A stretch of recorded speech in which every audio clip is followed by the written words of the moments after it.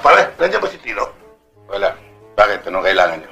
Kasi meron daw mga bagong dating. Bagong dating o bagong sikwat? Bagong sikwat. Hindi. Meron daw balikbayan na bagong dating na may dala raw karaoke, Betamax, saka TV Color. Huwag nyo na akong lokohin. Alam nyo ba ang kaparusahan kapag nahuli kayong bumibili ng nakaw? Alam mo namin, electric chair. That is against the law and the rules of the traffic division.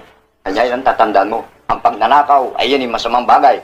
Hindi mo kinakailangan pairalin sa isipan mo yan. Ang mabuti pang gawin natin trabaho, bumili na lang tayo ng hulugan. Malinis na trabaho, wala pang sabi. Yan ang tatandaan mo. O, paano mo? Sige. Alis na kami. Sige, Yan ang tatandaan mo, ha? Yan ang tatandaan mo.